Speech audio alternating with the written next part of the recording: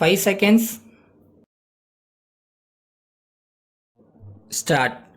மாண்புமிகு பேரவை தலைவர் அவர்களே, இன்று காலையிலிருந்து மாண்புமிகு உறுப்பினர்கள் இந்த மன்றத்தில் எடுத்துச் சொல்லியிருக்கும் கருத்துக்களின் அடிப்படையில் சில விளக்கங்களை இங்கே கூறுவதற்கு நான் கடமைப்பட்டிருக்கிறேன்.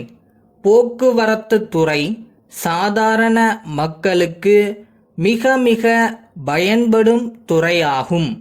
இந்த துறையில் அரசாங்கத்தின் சாதனைகளை பாராட்டி ஒரு சில உறுப்பினர்கள் பேசினார்கள்.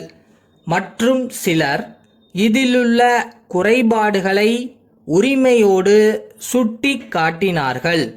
பாராட்டுக்களை தெரிவித்த உறுப்பினர்களுக்கு மட்டுமல்லாமல் குறைபாடுகளை சுட்டி காட்டியவர்களுக்கும் அரசாங்கத்தின் சார்பாக நான் நன்றி தெரிவித்துக் கொள்கிறேன்.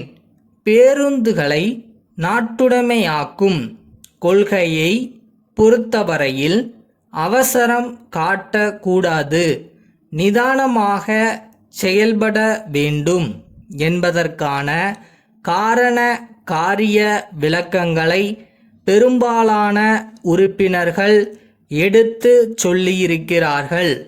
இந்திய நாட்டை பொறுத்தவரையில் பேருந்துகளை நாட்டுடைமையாக்கும் கொள்கையை 1-2 மாநிலங்களை தவிர மற்ற மாநிலங்களில் 30 முதல் 50% என்கிற அளவில் செயல்படுத்தி இருக்கிறார்கள். ஆனால் தமிழகத்தை எடுத்துக்கொண்டால் இங்கே 70% பேருந்துகளை நாம் நாட்டுடைமையாக்கி இருக்கிறோம் என்பது பெருமைக்குரியதாகும். ஒரே சமயத்தில் எல்லா பேருந்துகளையும் நாட்டுடைமையாக்குகிறோம் என்று அவசரமாக அறிவிப்பதன் மூலம் பல பிரச்சனைகள் உருவாகக்கூடும் என்பதை கருத்திற்கொண்டு 10 ஆண்டுகளில் படிப்படியாக இந்த திட்டத்தை நிறைவேற்றலாம் என்று அரசு கருதுகிறது. தனியார் துறையில் ஓடும் பேருந்துகளை மேற்கொள்ளும் நேரத்தில் போக்குவரத்து கழகங்களுக்கு பெரிய சுமை இல்லாமலும் அதே நேரத்தில் பயணம் செய்யக்கூடிய மக்களுக்கு இடையூறு இல்லாமலும் இந்த கொள்கை நடைமுறைப்படுத்தப்படும் என்பதை நான் தெரிவித்துக் கொள்ள விரும்புகிறேன். போக்குவரத்து கழகத்தினுடைய இயக்கம் தற்போது சிறந்த முறையில் நடைபெறுகிறது என்றாலும் மேலும் திறமையாக செயல்படுவதற்கு வேண்டிய வழிவகைகளை கண்டறிந்து நல்ல திட்டங்களை தர வேண்டும் என்ற அடிப்படையில் நிபுணர் குழு ஒன்று அமைக்கப்பட்டிருக்கிறது.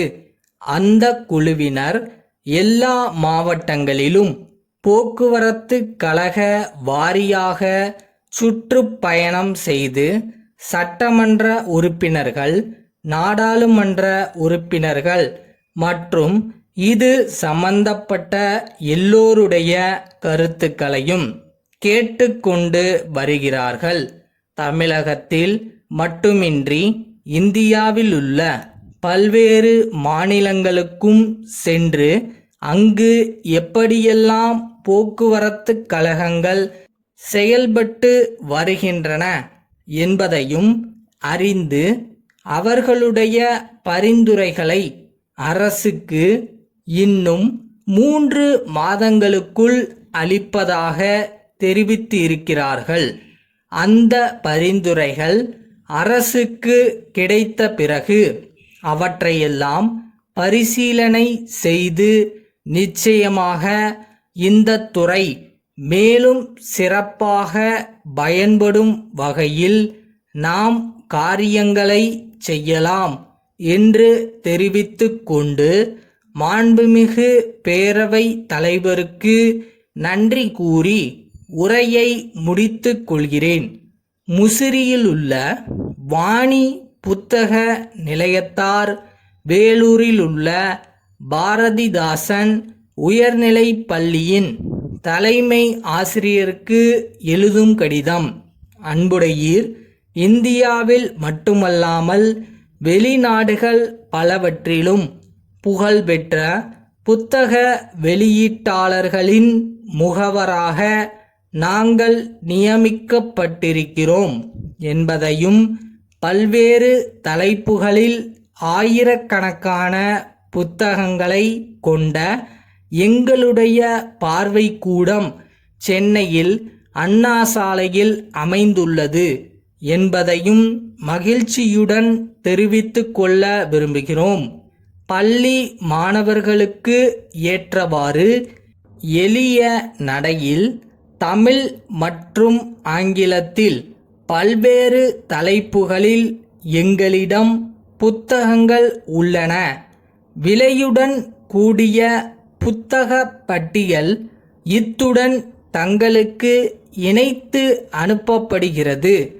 எங்கள் பார்வை கூடத்திற்கு தாங்கள் ஒருமுறை வந்து புத்தகங்களை நேரில் பார்த்ததற்கு பிறகு தங்கள் பள்ளியின் நூலகத்திற்கு தேவைப்படும் புத்தகங்களை குறிப்பிட கோருகிறோம். பட்டியலில் கண்ட விலையில் 5% தள்ளுபடி செய்து நாங்கள் உங்களுக்கு புத்தகங்களை வழங்கக்கூடும். தவணை முறையிலும் தொகை பெற்று கொள்ளப்படும். தங்கள் பதிலை உடனே எதிர்பார்க்கிறோம். தங்கள் நம்பிக்கையுள்ள ஒரு ஸ்டேஜ்லயும் யாராவது ஒருத்தர் நம்ம மேல நம்பிக்கை வைக்கணும். ஆனா மோஸ்டா அந்த நம்பிக்கையை நாம நம்ம மேல வைக்கணும்.